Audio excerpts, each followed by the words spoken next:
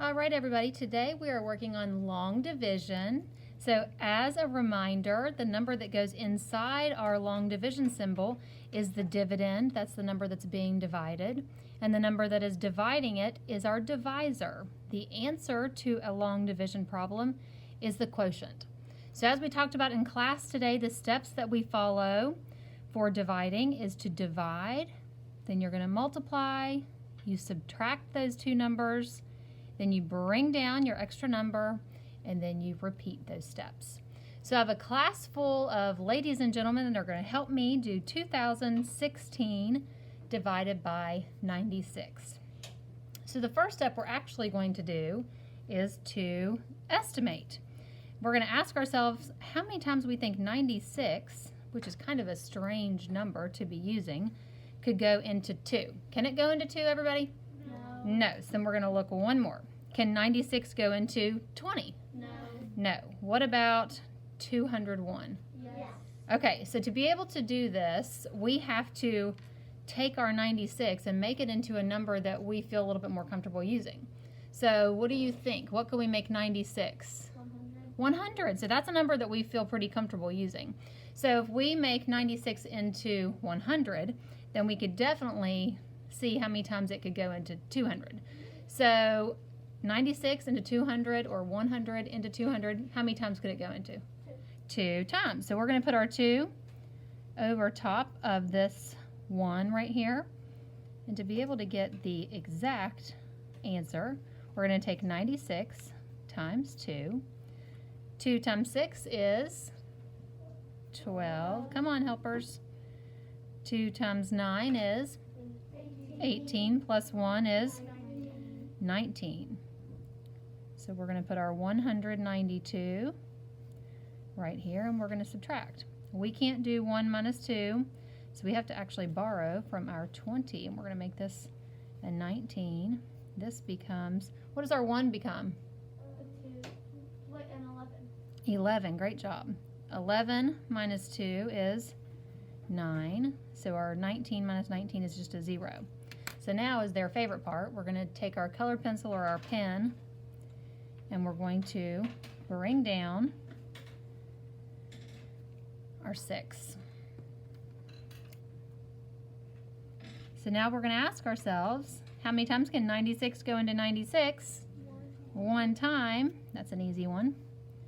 1 times 96 is 96. Now we get to subtract.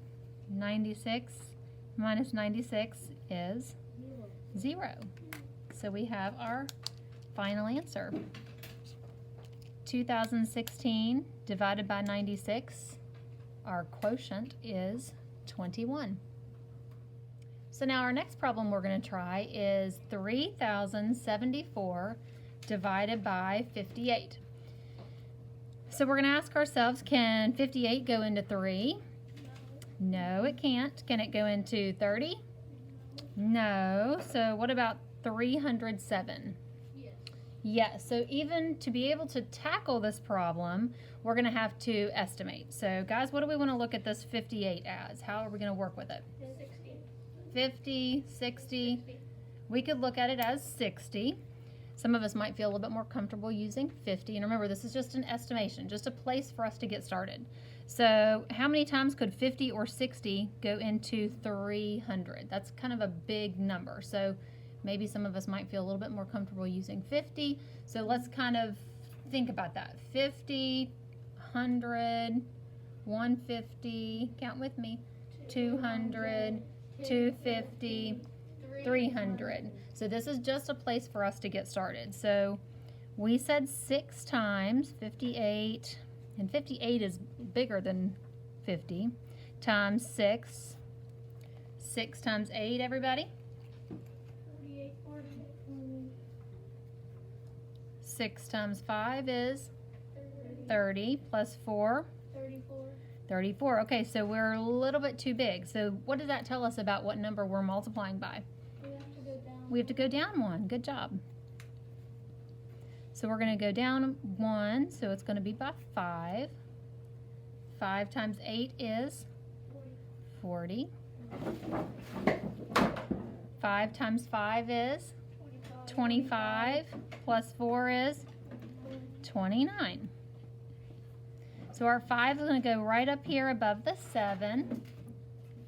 5 times 58 is 290.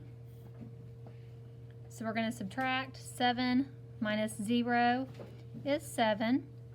Now I'm going to think about this as 30 minus 29 is 1. So here's our favorite part. Bring down. Get some color in our lives. Bring down our 4. So now we have, how many times can 58 go into 174? So those of us that like thinking about 58, I see some 3s and some 4s. 58, how many times can it go into 174? Let's think about 50, 50, 100, 150, 200, too big, so let's maybe try 3. So 58 times 3. 3 times 8 is 24. 3 times 5 is 15 plus 2.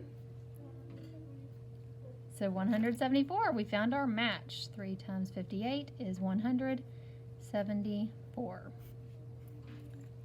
So we'll highlight it, and we just found our quotient, which is the answer.